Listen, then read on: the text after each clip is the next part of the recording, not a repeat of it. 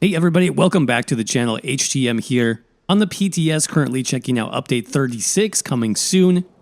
Wardens are getting some big changes. There are some changes coming to the destruction staff as well, so I figured let's check it out. Alright, so let's jump right into the Warden class passives and see exactly what is changing, starting with Animal Companions. Now, the first passive here that's getting updated, and a nice buff, honestly, is Advanced Species. In update 35, they did change this passive to now give you critical damage. I believe it was 2% per animal companion ability slotted. That's going to be doubled now to 4% per animal companion ability.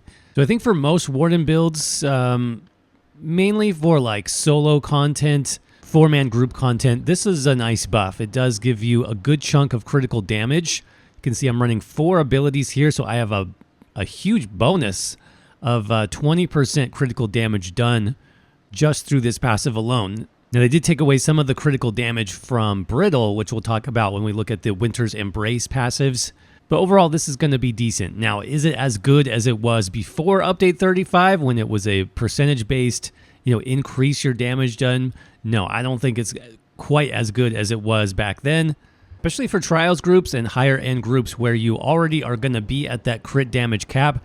This is not going to do that much for you. It would be better to have even weapon and spell damage, or of course the percent-based damage done.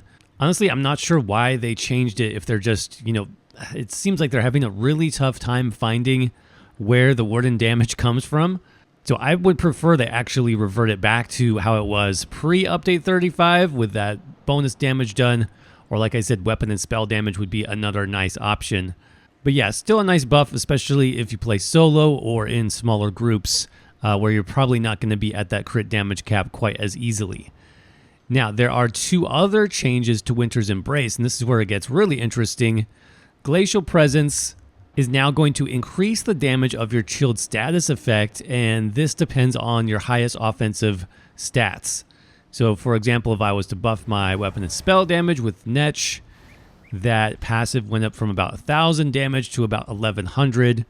With group buffs, trials buffs, it's not going to get that much higher. I've seen it at about 1,200, 1,300 max. So it is a decent increase to that damage from chilled. Will it make a huge difference on your total DPS? I don't know. It does seem to be a bit of a more simplified buff, which I do like. Before it had the increased, I think it was 10% critical damage increase and a healing increase, which was kind of weird unless you somehow had a group mate chilled in PvP or something. I like that they've simplified this down just to, more damage focused. And certainly it's going to be good for ice mages, since you should have a good uptime on the chilled status effect anyways. And that brings us down to our last passive bonus. Piercing Cold now increases your damage done by 2% flat damage, so that's pretty much across the board. But it also increases your damage by 12% if you are using an ice staff. Now, this is a pretty interesting change. I mean, I can't think of a lot of other passives that are weapon specific for classes, like a class passive that gets buffed by using a certain weapon. And this one is a bit confusing to me. I'm not sure why, let's say they wanted to buff ice damage. Why not just put this buff on the destruction staff skill line in those passives when using the actual ice staff? Because the problem for this, at least on other, let's say a stamina warden using daggers or bow or something like that, is you're only going to get 2% bonus damage done, which is not very much. So if you are an ice mage, if you're using your warden for some sort of frost mage setup, then good for you. This is going to be an awesome buff for those type of builds specifically. But if you're using any other weapon, it's kind of meh. So I personally prefer the way this passive was previously, where it gave you the buff to frost damage regardless if you had an ice staff or not. It also buffed your magic damage, which was nice for some of the other skills that we have in the Warden toolkit. For example, Fetcher Infection is still magic damage. Deep Fissure is still magic damage. So it was actually pretty good in the past when Piercing Cold would buff both of those types. Now, finally, real quick, another important change that you might have missed in the Update 36 Week 3 is the changes to Weakness to Elements. So this is our Major Breach debuff. Now, what happened is Elemental Drain got a duration increase. This is now going to last a total of 60 seconds for Elemental Drain, which I really like this change. It is sort of like a sustain / debuff skill. And in most content, if you're using this, you might not even have to recast it. Just cast it once. It lasts a full minute in update 36, which I think is really nice.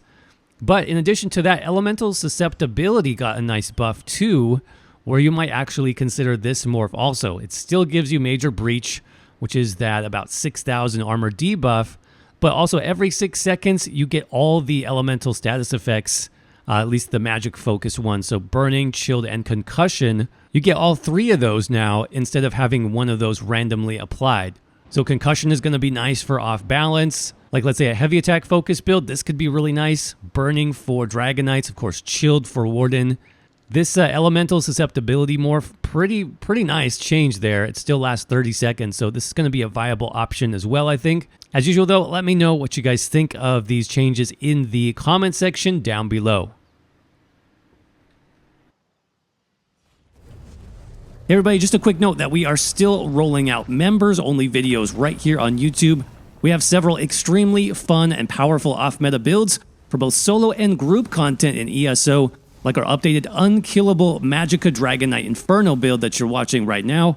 This is a classic heavy attack mag DK with insane healing and survivability through automatic damage shields that will be perfect for conquering solo arenas or even soloing group dungeons if you want. So if you're part of our Tier 2 Elite Squad membership, make sure to check out our community page for the link to that build. It also comes with a written guide on my website. And if you're not a member yet, but you'd like to support the channel and get some great perks, like early access to videos, members-only Discord on Tier 1, and our complete members-only build library at Tier 2. Just click on that join button down below for more information. New YouTube memberships are still 20% off for the first month, so it's a great time to get started. Big thanks as always to our current channel members who are making this channel possible. You all are amazing. Thanks so much for the support. Thanks to all of you for watching. Stay safe out there, and I will see you around in the next video.